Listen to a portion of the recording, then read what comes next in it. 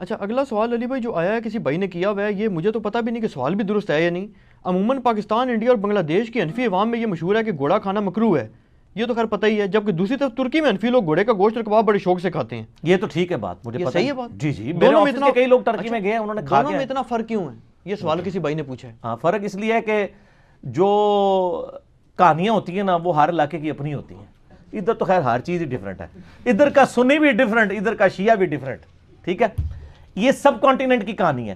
Turkey کے اندر سر جو ہے نا وہ باقاعدہ آپ کو پتا میجارٹی تو حنفی ہیں سارے ہی آلموسٹ، اور وہاں پہ ہوٹلوں میں یعنی گھوڑے پکتے ہیں، گھوڑے کے کباب پکتے ہیں، اور آپ کو کڑھائی بھی گھوڑے کی ملتی ہے، بریانی بھی مل جائے گی، بڑے شوق سے کھاتے ہیں. حالانکہ سر بخاری اور مسلم دونوں میں حدیث موجود ہے کہ جابر بن عبداللہ رضی اللہ تعالیٰ عنہ کہتے ہیں کہ نبی صلی اللہ علیہ وآلہ وسلم نے غزوہ خیبر کے موقع پر پالتو گدوں کے گوشت کو حرام فرما دیا اور ہمیں گھوڑوں کا گوشت کھانے کی اجازت دے دی. یعنی وہ گدے کا گوشت پہلے بھی کھا رہے تھے، کیونکہ بخاری والے طریق میں آتا ہے کہ ہم غزوہ خیبر کے موقع پر گدے کا گوشت پک کے تیار ہو چکا تھا اور ہنڈیا فائنل ہو چکی تھی، تو ایک نبی علیہ السلام کے منادی نے اعلان کیا کہ یہ حرام ہے، تو وہ ہنڈیا پکی، انہوں نے کہا چلو ہون کھا لینے بعد تو حرام ہوئے گا. تسی کہندے ہو کہ بس جی اے نیت کر لیے داڑھی دی انشاءاللہ رکھنی ہے پوری نیت ہے، انہوں نے کہا ہنے ہی الٹ دی، اور اس حدیث سے پتہ چل گیا کہ یہ حلال ہے. البتہ ایک کمزور سی روایت ہے ابو داؤد کے اندر، جس کو خود اس کے کمزور ہونے کے لیے اتنا ہی کافی ہے کہ اسے حنفی بھی کمزور کہتے ہیں. ٹھیک ہے کہ جی نبی علیہ السلام نے گدوں اور گھوڑوں کے گوشت کھانے سے منع فرمایا ہے. خالد بن ولید رضی اللہ عنہ سے روایت ہے، لیکن وہ اتنی جعلی روایت ہے کہ اس کو حنفی بھی جعلی کہتے ہیں، لہذا اس کو پیش کرنے کی ضرورت نہیں ہے. اور آپ کو مزے کی بات بتاؤں، طحاوی شریف سنے ہیں تسی؟ بڑا مشہور شرح معانی الاثار، یہ امام طحاوی رحمہ اللہ تعالی المتوفی 321 ہجری کی حدیث کی ایک کتاب ہے، اور فقہ حنفی بھی ساتھ انہوں نے نا امام حنیفہ کے اقوال بھی لکھے ہوئے ہیں، اور یہ 30 صدی کا مجدد بھی مانتے ہیں حنفین کو، ہم بھی ان کا ریگارڈ کرتے ہیں، محدث ہیں، اور یہ حدیث کی کتاب ہے شرح معانی الاثار. تو بعض اسے معانی الاثار کہتے ہیں، لیکن یہ معانی الاثار ہے، یا وہ ڈائریکٹ الاثار کے ساتھ مل جائے گی. تو آلموسٹ کوئی تقریباً 6,500 کے قریب احادیث ہیں، اس میں ساتھ ساتھ حدیث کے کامنٹس میں نا وہ فقہ بھی مرتب کرتے ہیں. پہلے وہ یہی والی روایت لے کے آئے ہیں جو ابو داؤد والی ضعیف روایت ہے کہ گھوڑوں کے گوشت سے منع کیا، پھر ساتھ وہ لکھتے ہیں کہ امام حنیفہ اسی کے تحت جو ہے نا گھوڑے کے گوشت کو صحیح نہیں سمجھتے تھے، لیکن پھر بعد میں نا وہ حدیث لے کے آئے بخاری اور مسلم والی، جابر بن عبداللہ والی، پھر انہوں نے نا تھوڑا چوڑے ہو کے لکھا کہ جی ساڈے تے الزام لاندے ہو سی صحیح حدیث نہیں مندے. دیکھو انہی صحیح احادیث کی بنیاد پر جو ہمارے صاحبین ہیں، یعنی امام محمد اور امام ابو یوسف، انہوں نے گھوڑے کے گوشت کے کھانے کی اجازت دی ہے. سر ان کی اجازت کی امت کو ضرورت نہیں ہے، آپ کو ضرورت ہے، ہمارے پاس تو حدیثیں موجود ہیں، تو ان کا اجازت دی ہے. اور یہ اس بات کا ثبوت ہے کہ ہم قیاس اور اجتہاد پہ نہیں چلتے بلکہ متواتر احادیث پہ چلتے ہیں. جب متواتر احادیث موجود ہیں کہ گھوڑے کا گوشت حلال ہے تو ہم اس کے کھانے کے قائل ہیں.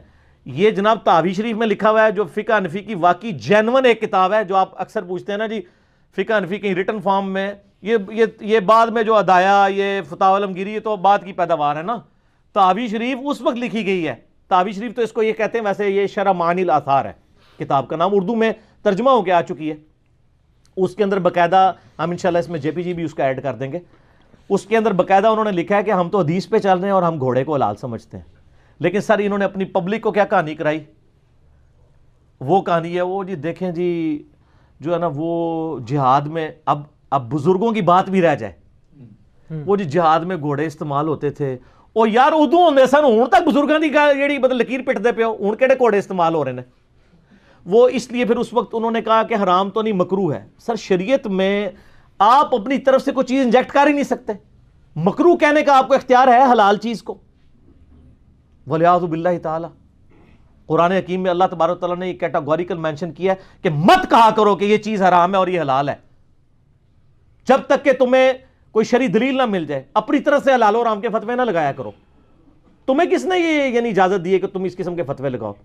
تو کہتے ہیں جی وہ اس وقت جہاد میں استعمال ہوتا تھا، اس لیے امام حنیفہ نے کہا دیا مکروہ ہے. اب مکروہ کا لفظ ڈال دیا، نہ ہیوں میں نہ شیوں میں، درمیان میں ڈال دیا. کوئی حلال کہے گا تو کہیں گے نہیں مکروہ ہے، اور کہے گا یار اس کو آپ مکروہ کہہ رہے ہو، کہے گا ہم حرام تو نہیں کہہ رہے نا، مکروہ ہی کہہ رہے ہیں نا. اے کہانی ہے کہ فقہ حنفی کی جو یہاں پہ اردو میں کتابیں پائی جاتی ہیں نا، بریلوی مکتبہ فکر کی کتاب کون سی ہے جی؟ بہار شریعت۔ اس کے آپ 15ویں حصے میں جائیں نا سر، میں نے داڑھی مچھ نکلنے سے پہلے بہار شریعت پڑھی ہوئی ہے 1994 میں، جب میں ایف ایس سی میں تھا۔ 15ویں حصے میں انہوں نے جا کے لکھا ہے کہ جی جو گھوڑا ہے نا جی، یہ جہاد میں چونکہ استعمال ہوتا ہے اس لیے اس کی ممانعت ہے۔ اب یہ ان کو پتہ ہی نہیں ہے کہ یار خدا کے لیے اب یہ لکیر پیٹنا بند کرو، اب بتاؤ لوگوں کو حلال ہے، ٹھیک ہے نا جی؟ وہ جہاد کی وجہ سے دے دیا تھا کہانی۔ اچھا یہ تو ہو گیا جو فقہ حنفیہ بریلویہ۔ اب ان کے جو چھوٹے بھائی ہیں فقہ حنفیہ دیوبندیہ، ان کی مشہور کتاب کون سی ہے؟